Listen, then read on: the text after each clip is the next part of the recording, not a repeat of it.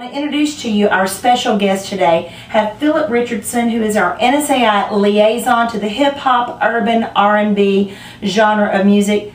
Legendary writer, Barrett Strong. Think, heard it through the grapevine. This man right here, and song War and so many other songs. His co-writer and lovely assistant here to the side, Miss Eliza Niels. Now Philip is going to be interviewing Mr. Barrett for us today and getting us all of the scoops, so stay right there here at NSAI where we give it all to you. How were you discovered? How did you get your start in the music business? I started out as a singer. I was discovered by an artist named Jackie Wilson. Alright. I was at home one day. He came by the house. I sang for him. He said, "I like what you're doing. I have a friend I want to introduce you to." He brought Barry Gordy Jr. over to my house. And Barry heard me. He said, "I like you. I want to record you." So I went to his house. I walked to his house miles to get there. And he was lying on the couch. He said, "Sing another song for me." So I was inspired by Ray Charles, my favorite artist. I did the song Drowning My Own Tears. You probably know nothing about that. Long before your time. Right. But it was a big record for Ray Charles. And I did the song for him. Barry said, "I love your voice. I'm going to record you." So we did a little recording. I was 14 years old. How do you find inspiration? How do you start from scratch? You know what I'm saying? I look for things in people and things around me. Like, say for instance, one of my biggest hits, I heard it through the grapevine. I heard people say this all my life. I heard it through the grapevine, and it's an old saying from the black soldiers when they were out on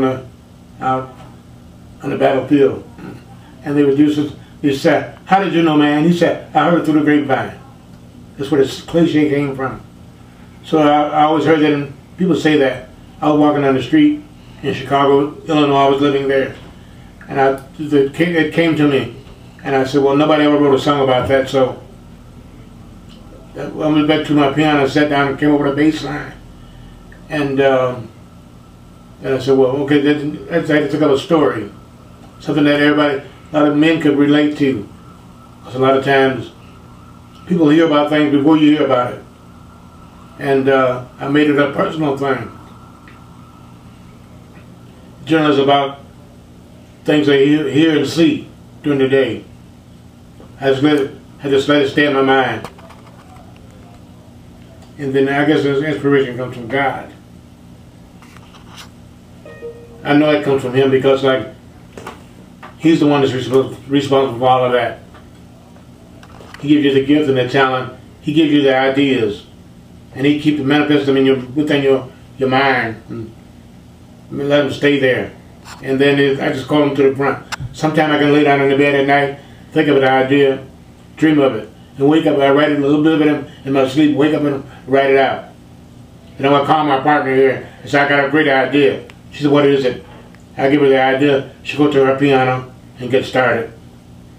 And she have her own ideas about the things she goes through in life, and so she takes it to the next level. So it's like when I come up with an idea, I never write down the first thing I think of. Like the song "I Wish It Would Rain" was, the title of it was "At the End of a Hard Working Day." So we said, this story is relative, but it's not catching. So like we just came up with a different title. And it was raining outside real bad, you know. So I wish it would rain. Boom. And it's, like I said, everybody just listen to ideas people have, like Just My Imagination. People say, "Just my imagination." I'm thinking about something. So what made you think of that? Just my imagination. So the lady that I married, a friend of mine brought her to my house and looked out the window, and I just imagined myself being with her. 30 days later, we were married. And the song coming and became a hit. Know the studio, and you know what you're laying down. And then when you go in the mix, so then you can lose it in the mix. You gotta know every step. Once you do the mix, and you gotta know what you're doing when you're mastering, because you can lose it in the mastering. You can cut a track in a garage. You can cut a track in a bathroom. But it's where you mix it at and where you master it makes the difference. You can always depend on the company to do it. You'll do a lot of it yourself, because the company They don't have the time to run around and do it all themselves. And they're going to always miss out on something. You go out there and tour around and you have a good performance. People don't like you, then they'll go out and buy your product. She's an artist. She tours. She knows what the whole thing is about. Just get a really good band. You know, you can not necessarily have to be the most expensive musician, just a musician who understands you and what you need, and teach them what you want them to know. And if they love the music and love what you're doing, they'll do what you want and make it, you know, make it affordable. Like he said, you know, don't go broke trying to pay the best musician in town. Get somebody who believes in you and what you're doing, and they'll be a team player with you. And just try to play anywhere you can, and sell your CDs at all your shows. Make sure you have it copywritten. Make sure you have all your legal stuff together, and just keep getting the word out. Do as much as you can on your own. Websites, CDs, newspaper articles, radio. Go to the radio stations. Give them your CDs. When I was coming up, it was a totally different ball game then than it is now. Or going to a place, I sing somebody else's song, and people get mad and start banging on the table with the, we want to hear some Motown, Motown, Motown. It was a minute I was doing a Motown song, they stopped. I just want to thank all of you NSAI members worldwide for tuning in today on the NSAI Scoop with Philip Richardson, legendary writer Barrett Strong, Miss Eliza Niels. Please go to his website, check out his new music.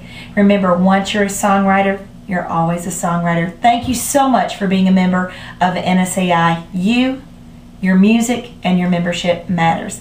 Have a great day.